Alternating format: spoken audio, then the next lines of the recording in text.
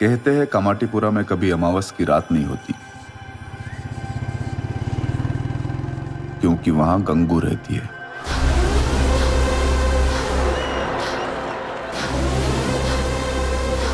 गंगूबाई तारीख के औराक से लिपटी एक असली कहानी है जिसे बॉलीवुड के मायनाज डायरेक्टर संजय लीला बंसाली ने बनाने की सही की है। फिल्म की कहानी घूमती है एक ऐसी लड़की के गिर्द जो महज 16 साल की उम्र में मुंबई के रेड लाइट एरिया में फंस गई। तो फिल्म की कहानी शुरू होती है काठियावाड़ में रहने वाली 16 साल लड़की गंगू हरजीवन दास काठियावाड़ी से, जिसके माँ बाप उसे पढ़ाना लिखाना चाहते हैं, लेकिन उसका दिल अटका होता है मुंबई शहर की चमकती दमकती फिल्म नगरी में। वो आशा पालक और हेमा मालिनी की बहुत बड़ी फैन थी और उनकी तरह बड़ी फिल्मी अदाकारा बनना चाहती थी। वो मशहूर अदाकारा तो नहीं बन पाती, लेकिन एक मशहूर पेशावर जरूर बन गई। गंगा सिर्फ 16 साल की थी जब उसे रणवीत नामी एक लड़के से प्यार हो जाता है। रणवीत गंगा के बाप के लिए काम करता था, लेकिन गंगा के घर वाले उसके और गंगा के रिश्ते से इनकारी थे। लिहाजा उन दोनों ने भाग कर शादी करने का फैसला कर लिया और काठियावाड़ से भाग कर मुंबई आ गए, जहां आकर कुछ दिन साथ रहने के बाद रणवीत ने गंगा को कहा कि वो इन दोनों के लिए एक घर देखने जा रहा है, जहां वो खुशी खुशी अपनी नई जिंदगी का आगाज करेंगे। और वो गंगा को अपनी मासी के घर छोड़कर चला जाता है। रणवीत की मासी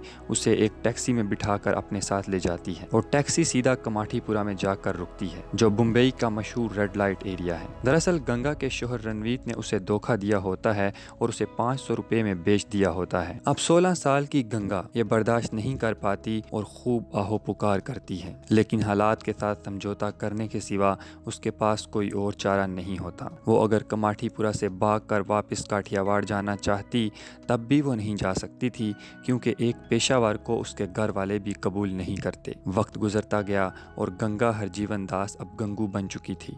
एक बार शौकत खान नामी पठान कमाठीपुर आया और उसने गंगू के साथ काफी नारवा सलूक किया और उसे अपनी हवस का निशाना बनाया। कुछ दिनों बाद उसने फिर अपनी ये हरकत दोहराई। इस बार गंगू की हालत इस कदर खराब हुई कि उसे अस्पताल तक जाना पड़ा। इस हादसे के बाद गंगू ने ठान लिया कि वो शौकत खान का पता लगाकर उससे बदला लेगी। लोगों से पूछताछ के बाद उसे पता चला कि वो बम्बई के मशहूर डॉन करीम लाला का आदमी है। ये पता चलते ही गंगू सीधा करीम लाला के पास पहुंच गई। करीम लाला ने गंगू को अपने घर में बिठाने की बजाय अपने घर की छत पर बिठाया और खाने पीने का पुरतकल्लुफ इंतजाम किया, पर गंगू ने वहां से पानी की एक बूंद तक नहीं ली, क्योंकि उसे समझ आ गया था कि करीम एक पेशावर को अपने घर में नहीं बिठाना चाहता था और इसीलिए उसने उसे अपने घर की छत पर बिठाया। गंगू ने करीम लाला से कहा कि आपने मुझे अपने घर में नहीं बल्कि अपने घर की छत पर बिठाया। अगर मेरे आने से आपका घर गंदा होता है तो मैं आपके घर के बर्तनों को गंदा नहीं करूंगी। करीम गंगा की बात पर हैरान हुआ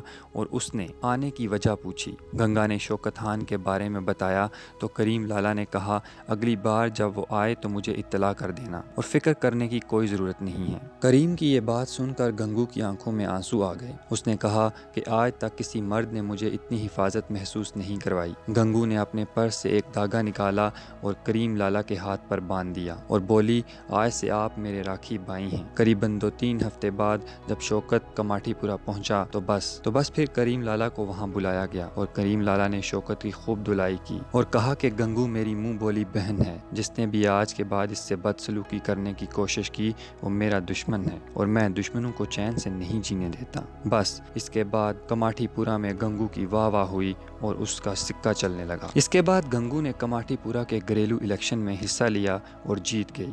गंगू अब एक आम पेशावर से गंगू बाई काठियावाड़ी बन गई थी। उसके बाद गंगू बाई ने रेड लाइट की औरतों के लिए कई बड़े काम किए।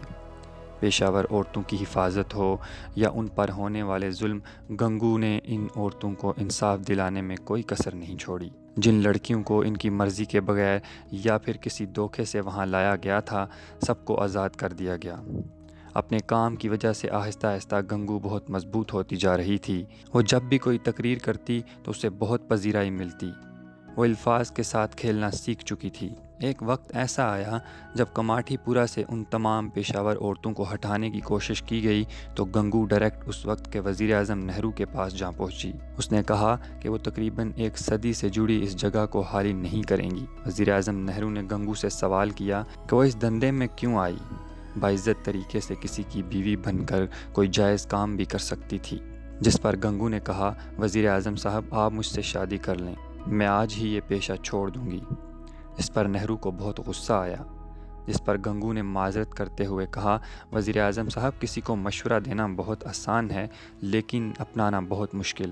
ملاقات ختم ہوتے ہی نہرو نے گنگو بائی سے وعدہ کیا کہ وہ ان کی مانگوں کو پورا کریں گے، اور اس طرح سے کماٹھی پورہ سے پیشہ ور عورتوں کو ہٹانے کا کام روک دیا گیا۔ گنگو بائی کماٹھی پورہ کی عورتوں کے لیے ماں جیسی تھی، وہاں کی عورتوں کے پاس آج بھی اس کی تصویر موجود ہے۔ گنگو کی موت کے بعد اس کا ایک اسٹیچو بنایا گیا جو آج بھی کماٹھی پورہ میں موجود ہے، وہ بھی کیسی بستی ہے جہاں پر تو بستی ہے۔ اس طرح سے فلم کو انجام دیا جاتا ہے۔ پھر ملیں گے کسی نئی کہانی کے ساتھ۔ خدا حافظ۔ شاید آپ لوگوں کو میری بات تھوڑی سی کڑوی لگے، لیکن دھیان سے سننا، آپ سے زیادہ عزت ہے ہمارے پاس، پوچھو کیسے؟